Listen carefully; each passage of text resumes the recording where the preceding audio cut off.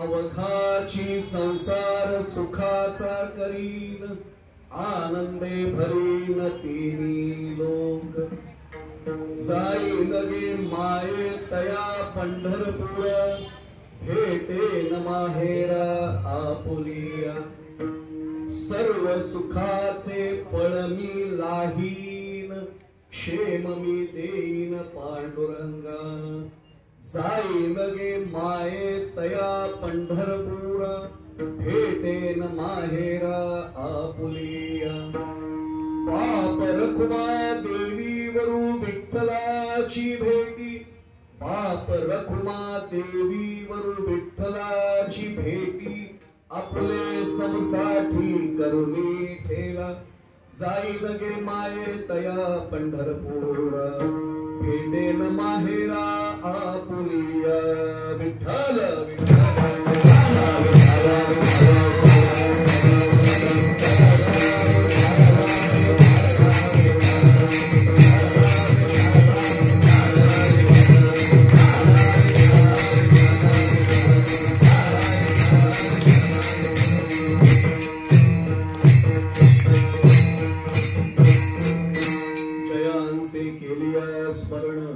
होय सकल विद्यांचे अधिकरण, तेची वंदो श्री चरण श्री गुरूंचे ते नमस्कार। दुनियाता पांडुरंगा करू प्रथम नमः, पांडुरंगा करू प्रथम नमः।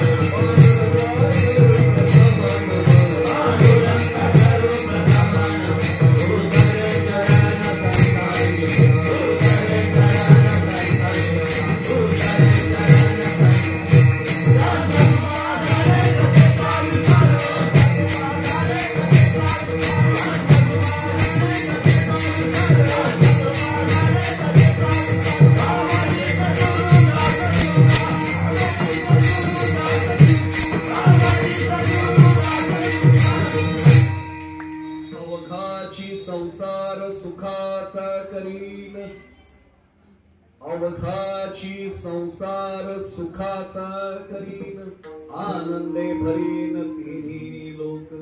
जाईन गे माये तया पंढरपूर भेटेन माहेरा आपुलिया. शिरगाव MIDC मधल्या अत्यंत पावन अशा या माऊली मंदिरामध्ये प्रतिवर्षीप्रमाणेच आयोजनात आलेला हा महाशिवरात्रीच्या पर्वणीचा महोत्सव यंदा 41वे वर्ष, म्हणजे 4 दशकं पूर्ण झाली.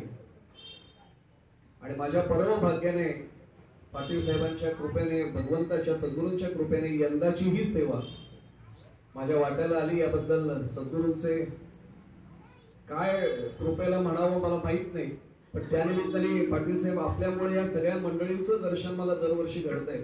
आणि मी आल्यावरच आठवण काढली की माझं परम भाग्य असं की दातार महाराज गायनाचार्य म्हणून उभे असताना मी अनेक वेळा सेवेला उभा राहिलोय. माझंही परम भाग्य होतं. त्यांची आज आठवण पुन्हा या निमित्ताने या सेवेला उपस्थित असणाऱ्या आपल्यासारख्या समस्त देवतुल्य मायबाप श्रोत्यांचा प्रथम चरणस्पर्श करतो. माझ्या सर्व सातकरी मंडळींचा, टाळकरी मंडळींचा, गायनाचार्यांचा, विणेकऱ्यांचा, मृदुंगमणी आणि संवादिनी वादक, हार्मोनियम वादक यांचा वंदनयुक्त गौरव करतो आणि थेट निरूपणालाच प्रारंभ करतो. खरं सांगायचं तर महाशिवरात्रीचा उत्सव आणि माऊली मंदिर आहे, त्यामुळे परिहार देताना मुद्दामून सांगतो की कोणता अभंग घ्यावा हा कीर्तनकाराने थोडासा विचार करूनच यायचं असतं. माऊलींचाच अभंग आज चिंतनाला समोर ठेवलाय. एकदा शब्दात अभंग आपल्या सर्वांना माहिती आहे, त्यामुळे मी त्याच्यात शिरत नाही. थेट भावार्थ सांगण्यापूर्वी थोडासा शब्दार्थ त्याचा. आम्हाला आमच्या सभोवतीचा संसार नाही सुखाचा करतायत आणि माऊली प्रतिज्ञा करतायत अवघाची संसार सुखाचा करेल. आणि नुसता संसार सुखाचा नाही करणार, आनंदे भरीन तिन्ही लोक. पण काय करणार माऊली यासाठी? काही नाही, सोपं आहे. म्हणले जाईन गे माहेर तया पंढरपुरा भेटेन माहेरा आपुलिया. पण तिथे गेल्यावर काय करणार? काही नाही म्हणले, सर्व सुकृताचे फळ मी लाहीन. जे काही सुकृत केले त्याचं फळ मी घेईन. क्षेम मी देईन पांडुरंगा. आज कितपत वेळ मिळेल मला माहित नाही संपूर्ण अभंग सोडवायला. पाटील साहेब अक्षरशः एकमेव दैवत पंढरपूरचं पंढरीनाथाचं दैवत आहे की ज्याला आपण क्षेम देऊ शकतो. बाकीच्या सगळ्या मंदिरांमध्ये 50 फूट लांबीवरनं दर्शन आहे, फक्त पांडुरंगाचं दर्शन. म्हणून तर बंधनापासून उकलल्या गाठी देता आली मिठी सावकाश. बस बाकी काही नाही, हे सगळं घडतं. म्हणून क्षेम मी देईन पांडुरंगा. आणि मग शेवटी होईल काय? काय होणार म्हणले, त्याला एकदा क्षेम दिलं म्हणजे मिठी मारली एकदा त्याच्या चरणाला की बाप रखुमा देवीवरू विठ्ठलाची भेटी आपुले सबसाठी करून ठेवा. आपल्यासारखंच त्यांनी, ज्याला सायुज्यता मुक्ती म्हणतो, तेणे मुक्ती चारी साधी येणे. एका मिठीमध्ये प्रेमभराने मारलेल्या एवढं सगळं होऊ शकतं याची ग्वाही माऊली या अभंगाच्या माध्यमातून देतात. हा त्याचा अगदी वरवरचा शब्दार्थ आहे. विठ्ठल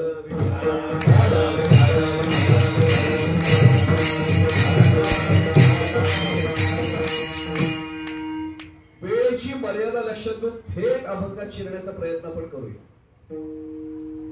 या अभंगाच्या माध्यमातून आपल्या लक्षात असं येतं की माऊलींनी प्रतिज्ञा केली. प्रतिज्ञा ही, आणि एक सांगू, संतांनीच प्रतिज्ञा करावी. आमच्या सारख्याने करून काही उपयोग नसतो. मी तर दर 30 डिसेंबर आला की दरवर्षी प्रतिज्ञा करतो, येत्या 1 जानेवारीपासून 12 सूर्यनमस्कार घालणार म्हणजे घालणार. हे घातले असेल तर हा बुवा तुम्हाला असा बारीक नसता दिसला. वर्षानुवर्षे गेली, अनेकदा प्रतिज्ञा केली, घालणार 12 सूर्यनमस्कार. होत नाही. 3 दिवस 4 दिवस होत, प्रतिज्ञाच पूर्ण होत नाही हो. पण संतांनी प्रतिज्ञा केली की ती पूर्ण होते. म्हणून संतांची प्रतिज्ञा महत्वाची. आणि माऊलींचा हा आवडता शब्द आहे. 9वा अध्याय काढून पहा, पहिलीच ओवी आहे 9व्या अध्यायात. तरी अवधान एकले दिसे मग सर्व सुखासी पात्र होईचे. हे प्रतिज्ञोत्तर माझे उघड ऐका. माऊली म्हणतात ते प्रतिज्ञोत्तर आहे माझं, उघड ऐका तुम्ही. त्यामुळे ही प्रतिज्ञा केली. पर प्रतिज्ञा कसली केली? अवघाची संसार सुखाचा करे. आता प्रतिज्ञा जो करतो त्याला म्हणतात प्रतिज्ञक. प्रतिज्ञा करणारा म्हणजे प्रतिज्ञक. जसं लेखनम करोति स लेखकः. जो लेखन करतो तो लेखक, वाचन करतो तो वाचक, प्रतिज्ञा करतो तो प्रतिज्ञक. 2, 3, 4 प्रकार आपण जर काढायचे म्हटले माझ्या सकट तर अनेकदा असं घडतं की प्रतिज्ञक त्याची योग्यता नसते, पण प्रतिज्ञा तो खूप चांगली करतो. मग अशी उदाहरण दिलं, 12 सूर्यनमस्कार घालण्याची प्रतिज्ञा वाईट नाही हो, पण 12 सूर्यनमस्कार घालीन म्हणणारा, प्रतिज्ञा करणारा प्रतिज्ञक जर आळशी असेल तो उपयोग नाही ना काही. त्यामुळे प्रतिज्ञक आणि प्रतिज्ञा याच्यातला संबंध थोडा पाहू म्हणजे अभंगाची भूमिका अगदी स्पष्ट होईल. अगदी सोपा विषय करून मांडतो. प्रतिज्ञकाची योग्यताच नाही, पण प्रतिज्ञा खूप चांगली केली. माऊली अवघाची संसार सुखाचा करेन म्हणताय. आम्ही ज्याला संसार म्हणतो त्याला खरं आम्ही प्रपंच समजायला पाहिजे. आणि मी नेहमी सोपी व्याख्या सांगतो माऊली, पंच विषयांचं, शब्द स्पर्श रूप रस आणि गंध, पंच विषयांचं प्रकर्षानं सेवन म्हणजे प्रपंच. आणि आम्ही सगळे अडकलो. आम्ही म्हणजे मी आपल्याला कशाला सांगू, कीर्तन संपल्यावर कोणी म्हटलं महाराज कीर्तन चांगलं झालं, महाराजाचं एकदा बटणच तुटायला येतं. शब्दात महाराजच अडकलाय पहिला, कोण बाकीचं सांगायचं कोणाला. आणि आम्ही तर नेहमी सांगतो की आमच्यात आणि तुकाराम महाराजांच्यात, आमच्यात आणि नामदेव महाराजांच्यात कधी तुलना करू नका. ते तेच होते, आम्ही हेच होत. म्हणजे आम्हाला जर प्रश्न विचारला माऊली कीर्तन काय करायचं, आम्ही लगेच सांगतो पाकिट मिळतं म्हणून कीर्तन करायचं. माऊलींना विचारलं कीर्तन काय करायचं, उत्तर दिलं तरी कीर्तनाचे नटनाचे नाशिले व्यवसाय प्रायश्चित्ताचे, ते नामचे नाही पापाचे ऐसे केले. यासाठी कीर्तन माऊलींनी सांगितलंय. आमचं वेगळं आहे, पाकिट मिळते म्हणून कीर्तन आहे. म्हणून त्यांच्या कीर्तनात नामदेव कीर्तन करी पुढे देव नाचे पांडुरंग. आमच्याकडे पांडुरंग नावाचा श्रोता आला तरी आम्ही समाधान म्हणतो, आले बाबा पांडुरंग नावाचा श्रोता तरी आला. आमच्यासाठी कोण पांडुरंग येणार आहे, आमचं लक्षच वेगळ्या ठिकाणी. हरकत नाही, पण आपण थेट करूया की प्रतिज्ञा चांगली केली. प्रतिज्ञा अशी आहे की या प्रपंचात मी गुंतणार नाही. अडकणं गुंतणं फार वाईट, संबंध असणं चांगलं. इथे खूपच सुशिक्षित श्रोते आहेत म्हणून सांगू, there must be an attachment but there should never be an entanglement, असं इंग्रजीत एक वाक्य आहे.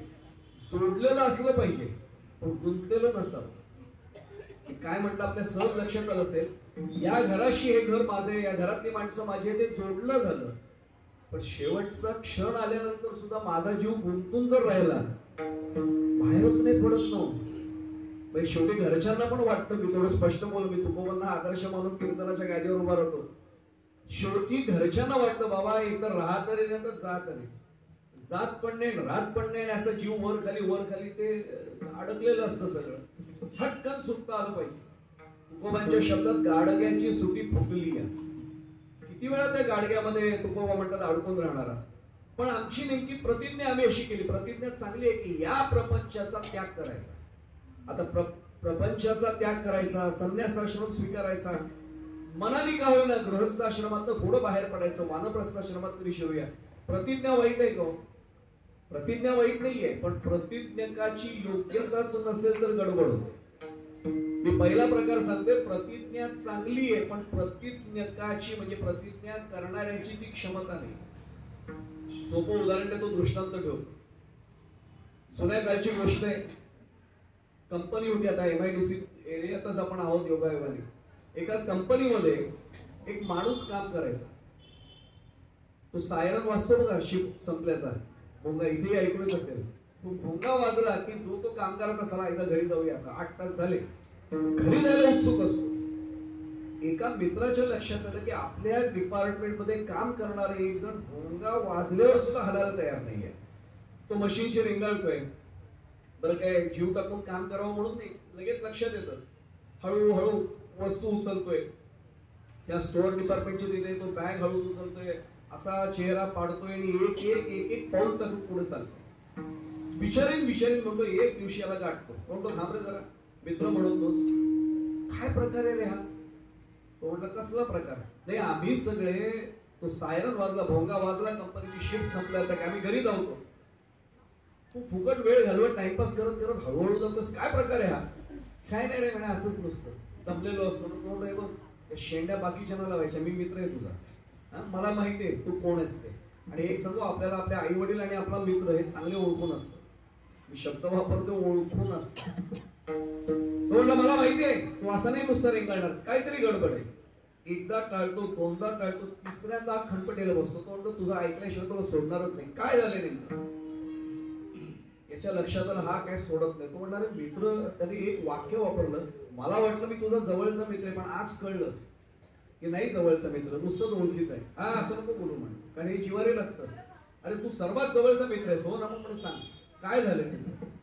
आणि हा उत्तर देतो, तो म्हणतो मित्र काय सांगू रे, खर्च आपल्या कधी कोणाशी बोलू नाही, पण आता तू मित्र आणि जवळचा म्हणतोस म्हणून बोलतो. अरे एवढं दमून जायचं 8 तास काम केल्यानंतर, घरी गेल्यानंतर पाण्याचं भांड सुद्धा असं आदळून बायको ठेवते, बशी अशा म्हणून टेबलावर ठेवते की त्यातला निम्मा चहा बशीत सांगतो, निम्मा टेबलावर सांगतो, घ्या एकदा चहा. भाकरी वाढते ताटात, पण म्हणते खेळाय एकदाच आहे, जायची इच्छाच होत नाही रे घरामध्ये. हा म्हणतो मित्र एवढंच, तोडला एवढंच, अरे पुष्कळ झालं हे, कामावरनं घरी जावं असं वातावरण पाहिजे ना म्हणतो घरात, नाहीये माझ्या घरी. तो म्हणतो मित्र माझ्याकडे उपाय. तो म्हणतो याला, माझी बायको कोणी सुधारू नाही शकत म्हणतो. तो म्हणतो मी सुधारून जातो. काय सांगतो म्हणे, तुला फारच आत्मविश्वास जास्त दिसतोय, माझ्यावर विश्वास आहे ना. अरे मित्र म्हणून ऐक म्हणे माझं, आज घरी गेल्यावर बायको काय करते ती म्हणे ओरडते जोरात अंगावर, तिच्या तिप्पट आवाज चढवायचा. तो म्हणलं हे नाही जमणार या जन्मात. तो म्हणतो मग असाच राहा, असाच राहा. नाही असं नाही राहायचंय म्हणतो. मग माझा ऐक म्हणतो, आवाज मोठा चढव आणि तिला एवढंच सांग, याच्या पुढे जर आवाज मोठा केलास तर प्रपंच सोडून संन्यास घेऊन निघून जाईल. काय प्रतिज्ञा करायची, याच्या पुढे आवाज जर मोठा केलास तर प्रपंच सोडीन आणि संन्यास घेऊन निघून जाईल. हा म्हटला अरे तुला माहित नाही माझ्या बायकोचा स्वभाव, ती लगेच म्हणेल जा. ती जर असं म्हणाली तर वहिनींच्या मी पाया पडेल, तुला परत घरात नेईल, ती माझी जबाबदारी. म्हटलं बघा म्हणे तू सांभाळ, आज ती पूर्ण सांभाळेल म्हणे. पुढे सांगण्यापूर्वी हात जोडून सांगतो गादीवरनं, हा उपाय कोणी करू नका, हा दृष्टांत आहे फक्त. घरी गेल्यावर आजच प्रकार केला तर पुढच्या वर्षी बोलवणार नाही तुम्ही मला. तुम्ही महाराज काय गडबड झाली घरी सगळी, ऐकायचं म्हणतो दृष्टांत म्हणून, आपल्या घरी नाही हा उपाय करायचा. हा घरी गेला, दार बंदच होतं नेहमीसारखं. हा एरवी अशी ती कडी, त्यावेळी पूर्वी ढोरबेल वगैरे कुठे असायची, जंगलासारखं पायवाट सगळी फक्त असायची, जंगल बाजूला, दरवाजाला असं ठक ठक ठक ठक करायचा, घाबरतच करायचा. आणि हा गेला त्यावेळी पायरीच्या तिथे, दाराची कडी झाली, तो म्हणला जोरात ठोकायचं म्हणला, कारण बोलायच्या पूर्वी वातावरण पाहिजे ना. प्रस्तावना झाली की मग पुढचं बोलणं होतं चांगलं. दरवाजा जोरात ठोकूया म्हणला. पुन्हा विचार केला ही जर भडकून आली तर, पण पुन्हा त्यांनी मित्राचा चेहरा आठवला. तो म्हटला वाघ म्हटलं तरी खातोच आहे, वाघोबा म्हटलं तरी खातोय, एकदा वाघ्याच म्हणा. मनाचा धीर एकवटला, मित्राचा चेहरा सद्गुरूंसारखा चेहरा डोळ्यासमोर आणला, ठाक ठाक ठाक ठाक दरवाजा ठोकला. तिने आली ना ती वाघी, असंच ठोकला. आणि तिने सांगितलं समजत नाही तुम्हाला, रिकामी बसली असं वाटतं का, कामं चालू होती ना, किती वेळा दरवाजा ठोकलाय, थोड्याचा विचार आहे का. हा दारच पडला होता खरा, पण मित्राचा चेहरा पूर्ण डोळ्यासमोर आणला. आज असेल तर, त्याला इंग्लिश मध्ये छान वाक्य, नाव ऑर नेव्हर, आज नाही तर कधी नाही. धीर एकवटला पुन्हा एकदा आणि एवढंच म्हणला, ए आवाज खाली कर. तिने हा आवाज 15 वर्षात ऐकलाच नव्हता कधी. मोठ्याने बोलताय माझ्याशी, होय मीच बोलते, कारण आता बाण सुटला होता. आता मध्ये करून काय, वाघाला एक गोळी झाडल्यानंतर काय होतं आपल्यालाही माहितीये. हा चवतळल्यासारखं पुन्हा म्हणला, हो मीच बोललोय, आवाज खाली करा. नाही करणार म्हणला. तुम्हाला कल्पना नाही. ते म्हणलं तुला कल्पना नाही, मी आजपर्यंत बोललो नाही, लक्षात घे, मी सहन केलं केवळ संसार टिकावा म्हणून. अरे नाही, मला या प्रपंचात रस असा, आवाज खाली करायचा, माझ्याशी नीट बोलायचं, त्याचा हा मी प्रपंच सोडला, प्रतिज्ञा म्हणला माझी. त्याला वाटलं बहुतेक बायको लाथ पडून आता हात घेऊन, आवाजच बदललं. असं काही लगेच राग मनात घालायचं डोक्यात, भांड्याला भांडं लागतच ना संसार. मागे पुढे बघतोय, मीच बोलते, इकडे तिकडे काय बघताय. यांनी 15 वर्षात माऊली आवाजच नव्हता ऐकला कधी असं, मीच बोलते. एवढ्याने लगेच काय असं काय भडकायचं असतं का, रागवायचं असतं का. हा मित्राचा चेहरा डोळ्यासमोर आणतो. म्हणला मित्र, अरे आधीच गुरु म्हणून भेटायला पाहिजे होतं, फार उशीर केला म्हटलं, 15 वर्ष वाया गेली म्हणतो आपली. छान डोक्यात आणते ना, बसा तुम्ही दमून आलात ना, पहिल्यांदा ऐकतोय 15 वर्षात दमून आलात ना. हा बसला, छान चहा व्यवस्थित ठेवला, एक थेंब सांडला नाही कुठे. चहा मस्तपैकी घोटघोट केला. भूक लागली लवकर, अगदी लगेचच भाकरी होईलच ना, आता थांबा ना. वाढलं व्यवस्थित, त्याला अगदी आग्रह करून वाढलं. मित्राचा चेहरा सारखा डोळ्यासमोर आणतोय. मित्रा अरे काय प्रतिज्ञा करायला सांगितलीस, प्रतिज्ञा केली बरं का या प्रतिज्ञांनी, उपयोग पण सुरू झाला. 3 महिने चांगले गेले हो. पण माऊली जसं याला मित्र होता तिला काय मैत्रीण नव्हती असं वाटलं का? तिलाही मैत्रीण होती. एक दिवशी तिने याला दुपारी हिला गाठलं, का ग तू एवढी वाघीण, तुझी बकरी कशी झाली, शेळी कशी झाली, अगं तुझा आदर्श ठेवून मी संसार सांभाळला आणि तूच नांगी टाकल्यावर काय राहिलं म्हटलंय, मी आदर्श कोणाचा ठेवायचा? नाही ग तुला माहिती नाहीये, हे यांनी प्रतिज्ञाच केली की मी जर आवाज चढवला ना तर हे प्रपंच सोडणार आहे. त्यांनी सांगितलं मी संन्यास घेईन अशी माझी प्रतिज्ञा आहे. तिने लगेच मराठी म्हण सांगितली, अरे गरजेल तो पडेल काय, बोलेल तो करेल काय, काही नाही होत म्हणले. अशी प्रतिज्ञा करणारे भरपूर पाहिले. ती म्हणले नाही, त्यांचा आविर्भाव तसा आहे, मी जबाबदारी घेते. म्हणजे चल, हात धरून तिला एक बाजारात त्याला एका दुकानात, ड्रेपरीचं दुकान म्हणतात त्याला, सामान मिळतं बघा, नाटक वगैरे ज्यांनी बसवले त्यांना कल्पना आहे. ते वेगवेगळं सामान मिळतं, ते संन्यासी त्याचा ड्रेस घेतला, ते अगदी भगवी वस्त्र, भगवी कफनी, ती भगवी डोक्याला बांधायला वगैरे सगळं, हातात कमंडलू आणि दंड सगळं येतं. ऍडव्हान्स त्याला 1 दिवसाचं भाडं पण ठेवून टाकलं. त्याने सांगितलं 1च दिवस पाहिजे, हे डिपॉझिट तुझं, उद्या मी हे डिपॉझिट परत घेऊन जाईन, तुझा ड्रेस आणून दे. टोटल 2-3 दिवस लागले. तर ती मैत्रीण सांगते 2-3 दिवस लागणार नाही, मला खात्री 1 दिवसापुरता ड्रेस पाहिजे, खरं म्हणजे काही तासापुरतच पाहिजे. म्हणजे घेऊन जाते.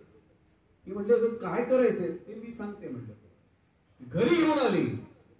घरी आल्यानंतर ते ठेवलं आतमधल्या खोलीत आणि तिला सांगितलं आज संध्याकाळी तो येईल आणि तू आवाज मोठ्याने कर, तो बोलेल जेव्हा प्रपंच सोडून निघून जाईल, संन्यास घेईन, माझी प्रतिज्ञा आहे. त्याला लगेच सांगायचं हा पोशाख सगळा, आतापर्यंत मी तुमच्या मार्गामध्ये अडथळा निर्माण केला, आता नाही करत, निघा तुम्ही.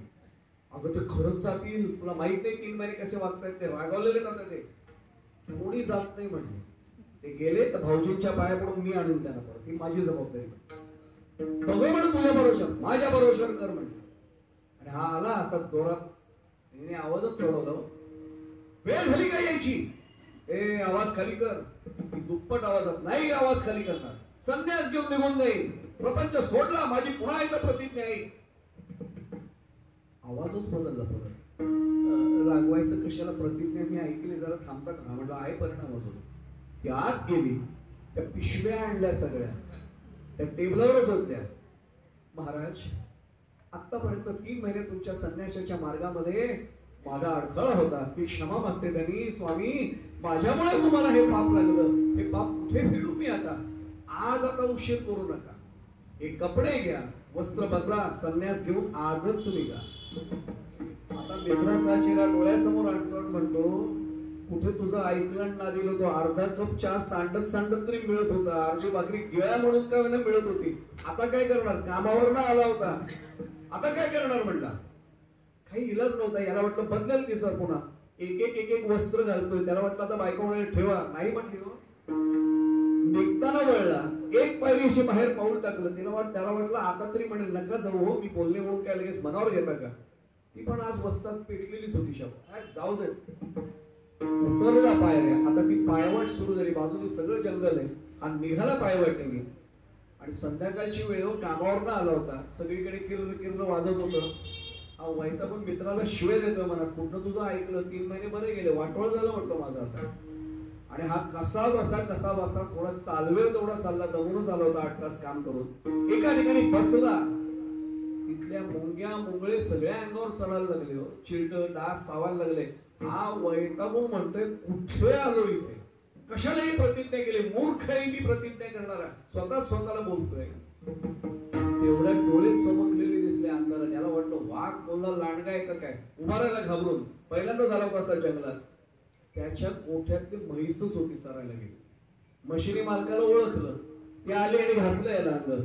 माझे वडीलही शेतकरी होते बरं का, ज्यांना पायरले गुरांना मालक बरोबर कळतो, बरोबर ते अंग घासायला यांनी ओळखणारे आपलीच म्हैस आहे. ती जी मराठीत म्हण आहे ना ती आता कळेल, शेपटीत धरली. अगं म्हशी, मला कुठं तिने आणलं, त्याला कुठे आणलं असेल, घराशी आणलं. घराशी आल्यावर आवाज ऐकल्यावर बायकोने दरवाजा उघडला, लक्षात आलं म्हैस एकटी नाही, मागे मसोबा पण आलाय. एवढंच म्हणली, कळला तुमचा संन्यास, कळली तुमची प्रतिज्ञा, उतरवा ती वस्त्र, उद्या परत करते, घ्या आणि गिळा एकच आहे. हा आमचा प्रतिज्ञकाची क्षमता नसताना केलेल्या चांगल्या प्रतिज्ञेचं वाटोळ हे असं. विठ्ठल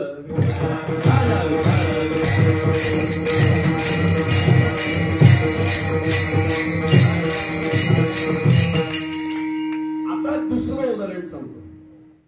प्रतिज्ञक खूप सक्षम आहे पण प्रतिज्ञा चुकल्या. मगाशी प्रतिज्ञा चांगली होती पण प्रतिज्ञा करणाऱ्याची क्षमता नव्हती, प्रतिज्ञकाची क्षमता नव्हती. आता प्रतिज्ञा करणारा प्रतिज्ञक समर्थ आहे पण प्रतिज्ञा चुकीची केली. कोण होता प्रतिज्ञक? ज्यांनी नवग्रह आसनाखाली आपल्या अडकवले होते. ज्या भगवान शंकरांच्या उपासनेत आता आपण महाशिवरात्रीला आहोत, त्या भगवान शंकरांचा सर्वात प्रिय असलेला भक्त म्हणजे रावण. गटा हसन भ्रमण हे रावणाचं स्वतःचं मत आहे बरं का. ते शंकरांची एवढी चांगली आराधना कोणीच नव्हती केली आणि भगवान शंकरांचा प्रिय भक्त हा. पण प्रतिज्ञात चुकल्या ना, स्वर्गापर्यंत शिडी बांधेल, समुद्राचं खारं पाणी गोड करून टाकेल. 4 प्रतिज्ञा केल्या, एकाही प्रतिज्ञेत दम नाही हो. आश्चर्य वाटतं, एवढा हुशार माणूस पण भगवंतांनी त्याला अशा मार्गावर टाकला ना की प्रतिज्ञेत सक्षम आहे पण प्रतिज्ञात चुकल्या. मग अशी प्रतिज्ञा चुकीचा होता, प्रतिज्ञा चांगली होती. आता दुसरं उदाहरण सांगितलं की प्रतिज्ञा चुकल्या, प्रतिज्ञक सक्षम आहे. आता मी तिसरं उदाहरण देतो. प्रतिज्ञक म्हणजे प्रतिज्ञा करणारा सक्षम आहे. सक्षम म्हणजे कळतं आपल्याला की त्याची पूर्ण क्षमता आहे. प्रतिज्ञाही चांगल्या आहे पण तरी त्या फलद्रूप नाही झाल्या. उदाहरण सांगतो. आपण प्रतिज्ञा खूप भक्कम करणाऱ्याला काय म्हणतो? भीष्म प्रतिज्ञा. लक्षात आलं? महाभारतातलं उदाहरण आहे भीष्म पितामह. आणि भीष्म पितामहांनी एकदा प्रतिज्ञा केली की ती काळ्या दगडावरची पांढरी रेघ असं सगळे समजायचे, म्हणून त्याला नावे आजही म्हणतात भीष्म प्रतिज्ञा.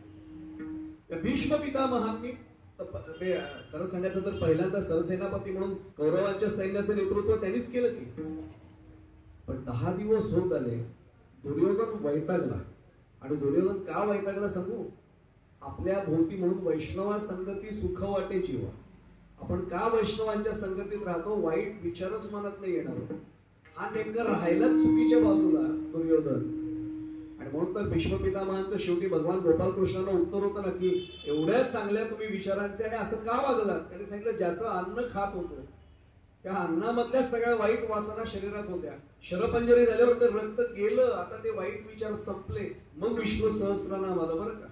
ते विष्णू सहस्रनाम भगवान विष्णूंचं म्हणजे गोपालकृष्णांच्या समोर जे गायलं गेलं ते भीष्म पितामहांच्या मुखातलं आहे. आणि पुढे जाण्यापूर्वी सांगतो, मी स्वतः सायन्सचाच विद्यार्थी आहे. इथे कोणी सायन्सवाले असतील त्यांना सांगतो आजही त्याच्यावर संशोधन होणं आवश्यक आहे. अनेकांना माहिती नाहीये. सगळ्यांनी सांगितलं की भगवंता भीष्म पितामहाने तुझी एवढी चांगली स्तुती केली, आता ते कोणाकडेच नाहीये, ते संपूर्ण ऐकून गेलं, आता कसं मिळणार? गोपालकृष्णांनी सहदेवांकडे पाहिलं. सहदेव त्यावेळी धूत वस्त्रात होते आणि ज्याला आपण आता मांजरपाट वगैरे म्हणतो बघा, अशा टाईपचं ते पांढरं वस्त्र होतं आणि स्फटिकाचं शिवलिंग मांडलं. भगवान शंकरांसमोरच मी सांगतोय. त्यांच्या समोर सहदेवाला बसवलं आणि सांगितलं इथे बस आणि ओम नमः शिवायचा जप कर. विष्णू सहस्रनाम तुला ऐकून ते बरोबर लिहून काढ आणि ते परत आपल्याला मिळालं. आता लक्षात येईल की एवढं याच्यावर संशोधन होणं आवश्यक आहे. मी पुन्हा सांगतो, मी विज्ञानाचा विद्यार्थी आहे तरी सांगतोय की हे असं घडू शकतं. आणि ह्याच्यावर जर संशोधन झालं ना तर मी सर्वात आनंदी असेल. कारण नेवाशाला ज्या खांबाला बसून माऊलींनी ज्ञानेश्वरी सांगितली ना, त्या ज्ञानेश्वरीच्या सुद्धा ध्वनी लहरी मग मिळू शकण्याची शक्यता आहे. आता लक्षात येईल एवढं आम्हाला खरं मागे जाता येईल जर संशोधन झालं तर. यांनी सांगितलं की भीष्म पितामहांना त्याला भडकवणारे भरपूर होते शकुनी मामांसकट. अरे कोणाला सेनापती केलेस? भीष्मांना. तो कृष्णाचा माणूस आहे. अरे तो नाही लढणार पांडवांच्या विरोधात. सेनापतीच चुकलाय, आपला गडबड झाली. हा भडकला ना. पितामह रात्रीच्या वेळी असे फेऱ्या मारत होते छावणीत आणि हा आतमध्ये गेला. काय पितामह कोणाच्या बाजूने लढताय? त्यांनी सांगितलं दुर्योधना कोणाच्या निष्ठेवर शंका उपस्थित करतो? तुझं वय काय, माझं वय काय?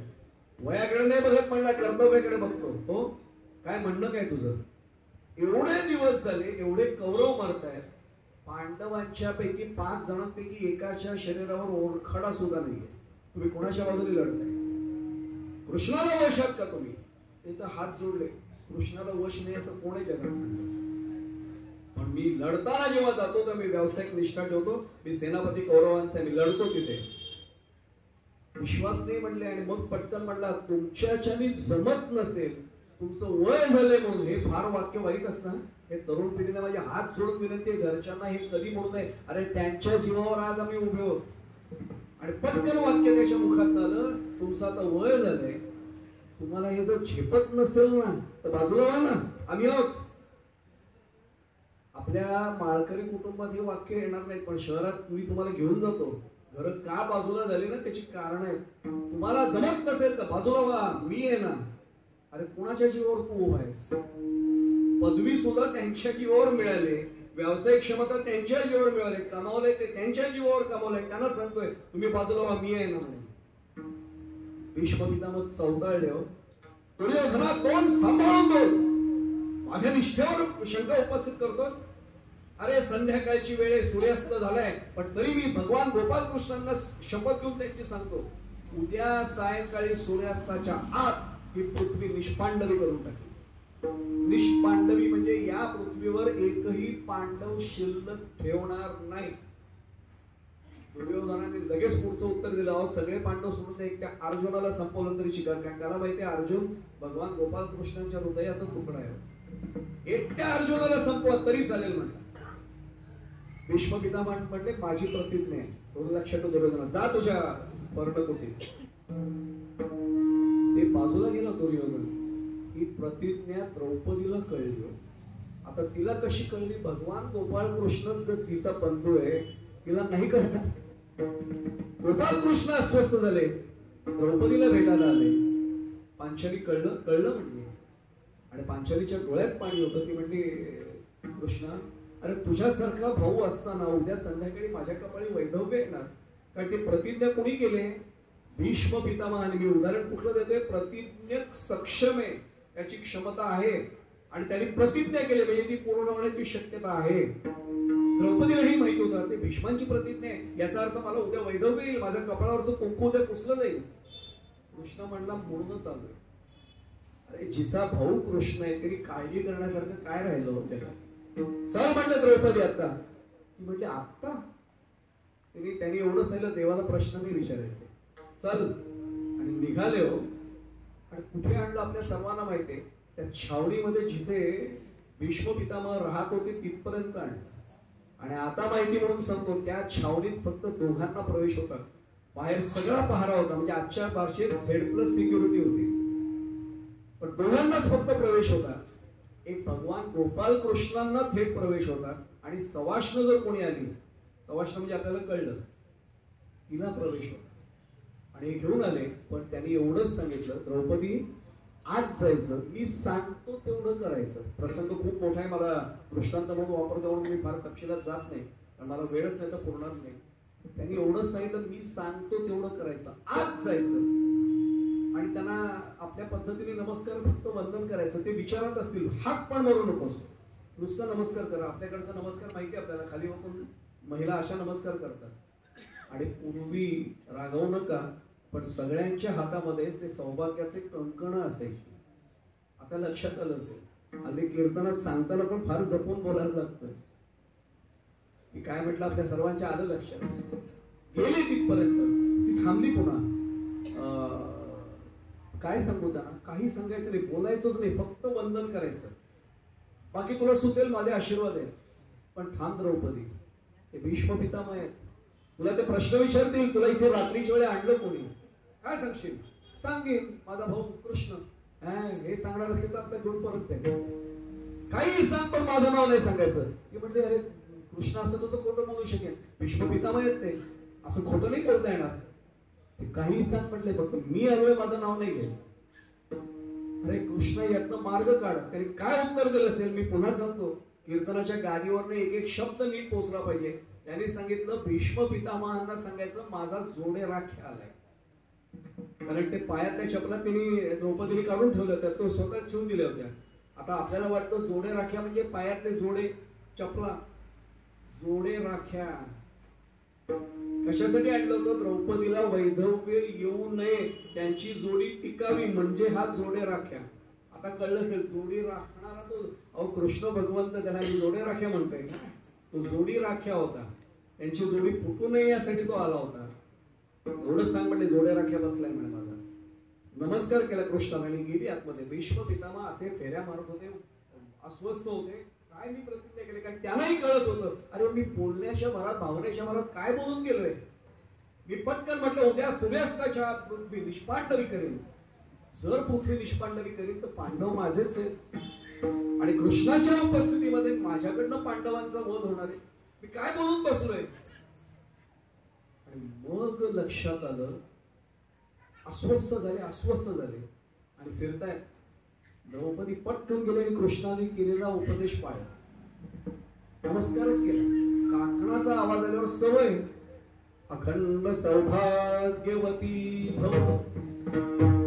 द्रौपदीने लगेच विचारलं, पितामह हा आशीर्वाद या जन्मासाठी का पुढच्या जन्मासाठी? आणि एकदम दसकले, कारण द्रौपदीने पदर घेतलेला होता, तोंडावर घुंगट होता. द्रौपदी पांचाली, तू आलेस? हो पितामह. म्हणूनच विचारलं की तुमची प्रतिज्ञा कळवली, उद्या पृथ्वी निष्पांडव आहे. तुम्ही तर आता म्हणतात अखंड सौभाग्यवती भव. हा आशीर्वाद या जन्मासाठी पुढच्या जन्मासाठी? ते म्हणले की नंतर सांगतो, तुला आणलं कोणी? मी झाले, खोटं सांगू नकोस म्हणले, तू एकटी येऊच शकत नाहीस. कोणी आणलंय? ठरलेलं उत्तर दिलं, माझा जोडी राख्या बाहेर बसलाय, जोड्या राख्या. भीष्मपण केला करा धनुर्धरा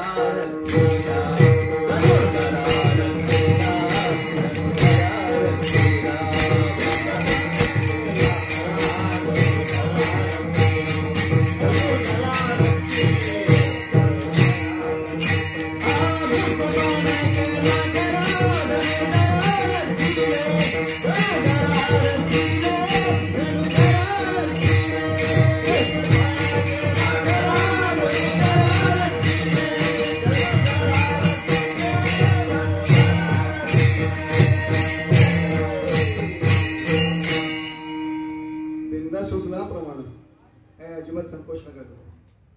आता लक्षात येईल, भीष्म पितामहांनी ओळखलं, हे कृष्णाशिवाय कोणाचं काम नाही. धावत गेले बाहेर. हो, कृष्ण कन्हैया काय कमी नटखट होता का? चरित्र ते उच्चारावे केले देवे गोकुळी, कसं खरंय ना तसं त्यांनी केलेल्या सगळ्यात केला भारी आहे. अहो घोंगडी बांधून तसं काय आपण त्या गावचेच नाही, असं जोडे हातात ठेवून बसला होता.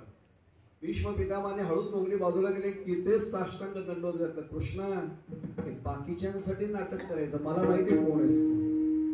अरे द्रौपदी तुझ्याशिवाय येऊच शकत नाही इथे. आणि ही युक्ती तिच्या डोक्यात नाही आली. आणि मी खरं सांगू महाराज, कृष्णांच्या संदर्भाचं चरित्र हे आपल्या मंडपात मांडण्यापेक्षा लोकसभा विधानसभेत मांडलं गेलं पाहिजे, तर देश खरा कृष्ण नीतीने चालेल. मग खऱ्या असले देश पुढे ताबडतोब उभे राहिले. आणि लक्षात आलं, आपली प्रतिज्ञा गेली वाया. अहो जिचा जोडी राख्या कृष्ण आहे, प्रतिज्ञा काय होती? उद्या सायंकाळपर्यंत पृथ्वी निष्पांडवी करेल. आणि प्रत्यक्ष घडलं असं त्या रणांगणामध्ये. कृष्णाने जेव्हा स्वतःची प्रतिज्ञा मोडली, आता मला एक जगातलं सांगा, कृष्णा इतका श्रेष्ठ प्रतिज्ञ कोण असेल? जो जगन्नियंता आहे, पूर्णोत्तम पूर्ण होणार आहे, त्याच्या इतकं कोण असेल प्रतिज्ञक सक्षम? त्यांनी प्रतिज्ञा काय केली होती? हो, न धरी शस्त्र करीन, गोष्टी सांगेन युक्तीच्या. बस एवढंच मी करेन, मी शस्त्र हातात घेणार नाही. त्या कृष्णाची प्रतिज्ञा कृष्णाला द्रौपदीमुळे मोडावी लागली ना. आणि सुदर्शन चक्र हातात नव्हतं, रथाचं चाक हातात घेतलं. भगवंतानी ज्याला हातात धरलो तो पावनच होतो, याचं चक्र त्याच सुदर्शन चक्र झालं.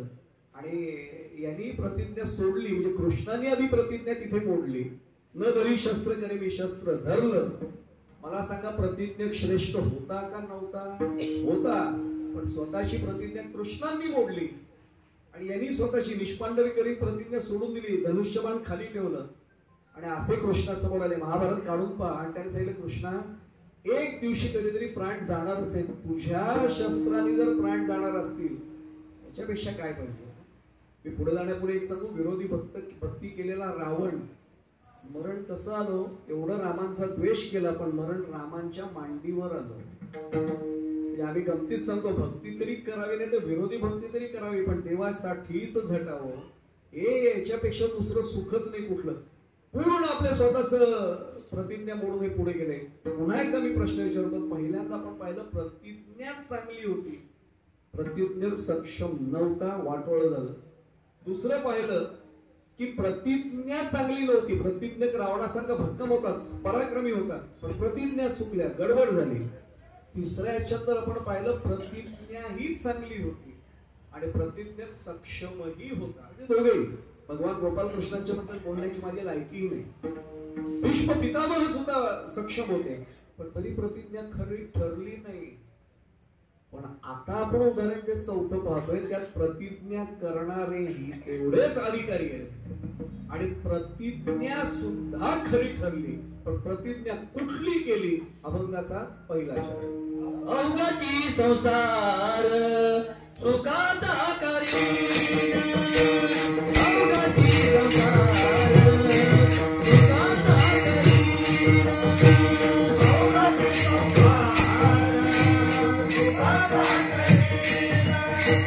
अवघाची संसार सुखाचा करी, अवघाची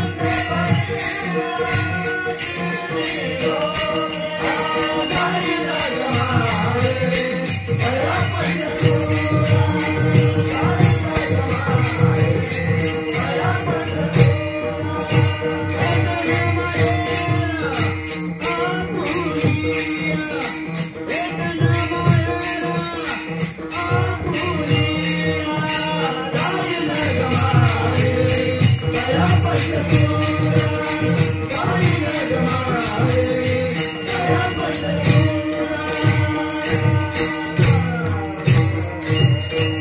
करी. संसार सुखाचा करीन, आनंदे भरीन तिन्ही लोक.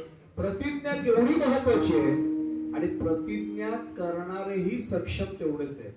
आता फक्त एका प्रश्नाचं उत्तर देणं आवश्यक आहे. तुम्ही म्हणाल पहिल्या याच्यात तुम्ही सांगितलं की प्रतिज्ञा चांगली पण प्रतिज्ञेत सक्षम नव्हता म्हणून वाया गेली. दुसऱ्या याच्यात प्रतिज्ञेत सक्षम होता पण प्रतिज्ञा चुकली ती वाया गेली. तिसऱ्या याच्यात दोन्ही चांगलं होतं तरी भगवंताच्या लीलेमुळे वाया गेलं. आणि इथे मात्र ही प्रतिज्ञा अवघाची संसार सुखाचा करीन, आनंदे भरीन तिन्ही लोक. प्रतिज्ञा केली माऊलींनी. हे गोपाल कृष्णाचाच पुढचा अवतार कारण दोन्ही वद्य अष्टमीच आहे. आणि एकदा संस्कृत मधनं सांगितलं मग प्राकृतातनं सांगण्यासाठी ज्ञानेश्वरीसाठी आले. तेही सक्षम, प्रतिज्ञाही चांगली पण मग पूर्ण झाली का त्याचंही प्रमाण देतो. आजी संसार सुफळ झाला गे माय देखील माय विठ्ठलाचा. याचा अर्थ प्रतिज्ञा पूर्ण झाली माऊलींनी सांगितलं ना. म्हणजे इथे आपल्याला चौथं उदाहरण मिळालं की प्रतिज्ञा सक्षम, प्रतिज्ञा चांगली आणि ती पूर्णही झाली. आता थोडस तपशिलात जाऊया. अजून माझं भाग्य आहे की दरवर्षी मी माऊली मंदिरात येतोय. बाकी ठिकाणी आपण आई शब्द वापरतो पण ज्ञानेश्वर महाराजांना माऊली म्हटलंय आपण. याचं कारण असं आहे जो संपूर्ण जगाचा विश्वात्मक व्यापक विचार करतो ती माऊली. कितीतरी उदाहरणं. आता विश्वात्मके देवेपासून सुरुवात करा सगळीच. एक माझा साधा प्रश्न आहे. संसार याचा खरा अर्थ वेगळा आहे बरं का. आपण फार चुकीचा अर्थ घेतो व्यवहारात. कोणाचं लग्न झालं की म्हणतो राजा राणीचा संसार सुखात होतो. संसार नाही, तो प्रपंच आहे. संसाराची व्याख्या अध्यात्मात खूप वेगळी आहे. संसरंती यस्मिन भूतानी इह संसार. आणि त्याला आचार्याने म्हणजे श्रीमद आद्यशंकराचार्य ज्यांना माऊलींच्या भाषेत भाष्यकारा ते वाट पुसतो माऊलींनी म्हणले ते आचार्य म्हणतात, पुनरपि जननम पुनरपि मरणम पुनरपि जननी जठरे शयनम इह संसारे खलु दुस्तारे कृपया पारे पाहे मुरारे भज गोविंदम भज गोविंदम भज गोविंदम हा संसार आहे हो. पुन्हा पुन्हा पुन्हा पुन्हा जगात येत राहायचं हा संसार आहे. हा आम्हाला थांबवता येत नाहीये. आणि माऊलींची प्रतिज्ञा काय, अवघाची संसार, अवघा पण नाही, अवघाची संसार. एक सांगू आपल्याला पुढे जाण्यापूर्वी, संतांच्या वचनात च हे अक्षर येतं बरं का. नवीन पिढीला कळणार नाही, पण जे 60-65च्या पुढच्या वयाचे तर त्यांना कळेल. संयुक्त महाराष्ट्र चळवळीच्या वेळी आचार्य आत्रेंनी उत्तर दिलं होतं, तुमच्या आडनावात च काढलं तर काय राहील बघा, च पाहिजेच. आणि तुकोबांचं काढून पहा, अभंग गाथेत इतके अभंग आहेत, अनेक ठिकाणी त्यांनी च अक्षर वापरलंच आहे. मी पण च वापरून सांगतोय, वापरलंच आहे. तो ची आता लक्षात आलंच आहे. माऊलींनी सांगितलं अवघाची संसार सुखाचा करील. म्हणून माऊली आहेत, स्वतः पुरता नाही, संपूर्ण जगाचा विचार, विश्वाचा विचार, विश्व कल्याणाचा विचार करतात त्या माऊली. आता याचं चिंतन करताना मी आपल्यासमोर 3 मुद्दे मांडणार आहे. काळजी करू नका, मी अतिशय सोपा विषय मांडेल. चिंतन गंभीर आहे पण सोपं करायचा प्रयत्न करू आपण.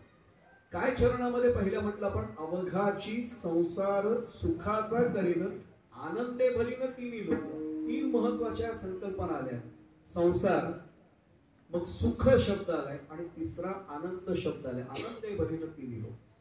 सोपं आहे काय, अगदी साधा भाग सांगतो. संसार मी आता सांगितलं, संसार आपण ज्याला म्हणतो तो संसार नाही. या जगात येणं जाणं. आणि तुकोबांनी आमचा कान धरून खेचून विचारले, अरे किती वेळा जन्म यावे नित्य व्हावे भजित. किती वेळा येतोयस, लाज नाही वाटत, परत परत येतोय, परत परत येतोय, जातोय.